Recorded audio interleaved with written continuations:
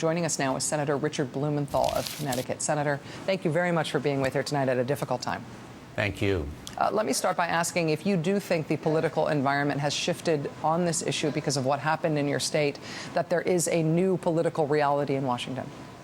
I think there is a new political reality, but really a seismic, almost tectonic shift in the public awareness of this issue and the political sense that something must be done. That's what I hear constantly, and I've spent 3 or more days in Newtown, Connecticut with the community there that's coming together and seeking to heal and expressing its grief. But again and again and again, law enforcement officials, people across Connecticut, and I think across the country are saying we need to do something, and that's reflected in some of the developments that you've just cited, and I think in some of the expressions on the part of some of my colleagues in the Senate, privately as well as publicly. I've spoken to some of my Republican colleagues who came to me after we did a vigil just last night with interest in what can be done, the common sense, common ground that we can seek together. But it's never been a politically safe issue.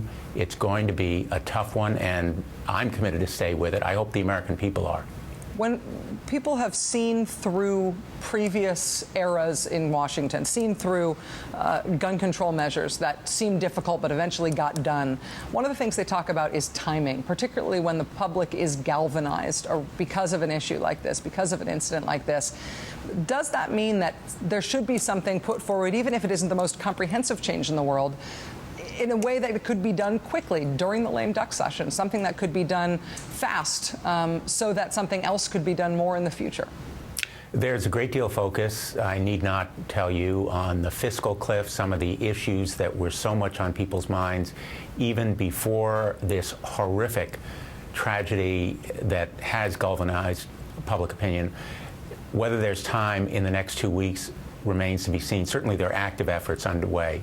The ban on assault weapons is being written now as we speak. My staff and others are involved. Dianne Feinstein, who's been such a leader on this issue, and others are taking the lead. The high-capacity magazines certainly could be part of that measure, and increased background checks.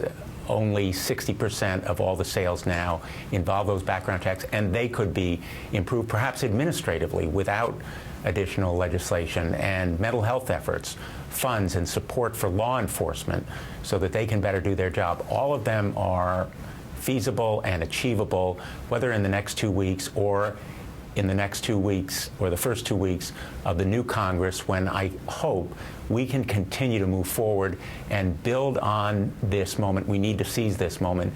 It is one that comes rarely in American political life, when the political stars are aligned in a way that makes progress possible. But again, the American people are key to this effort, and your viewers and everyone involved in forming public opinion, I think, has a responsibility to continue talking about it, continue to raise public consciousness, and talk about what it means to have an assault weapon, how this killer was able to blast his way into the school with multiple 30-round clips and then use a weapon that was designed only to kill and maim people, not for hunting, not for recreation or competitive sport, but to kill and maim people at war. It's a military-style weapon, and that kind of reality, I think, needs to be brought home. Senator Blumenthal, I know that time is short. You are on your way back to Connecticut. I know you've been in the state a lot since the incident happened. Do you feel, briefly, that Connecticut is getting the support that it needs, the resources that it needs from the federal government and from any other aspect of the nation that you need to be tapping here beyond just our sympathy and our prayers?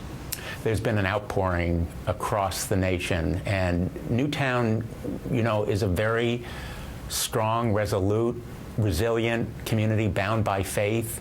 And the president's visit Sunday night, I think, reflected feelings of the American people. He was very powerful and moving at the vigil that evening. And Newtown has been supported because we know America is with Newtown. And everywhere I go, again, people are expressing their grief and their sympathies.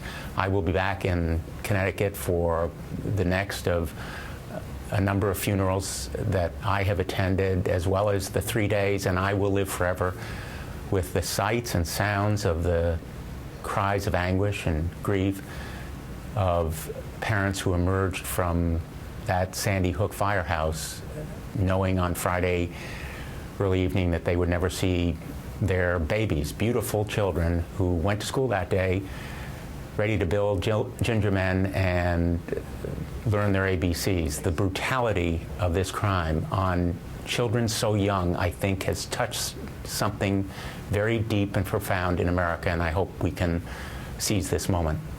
Senator Richard Blumenthal of Connecticut, thank you so much for your time tonight, sir. Good luck. Thanks. Thank you.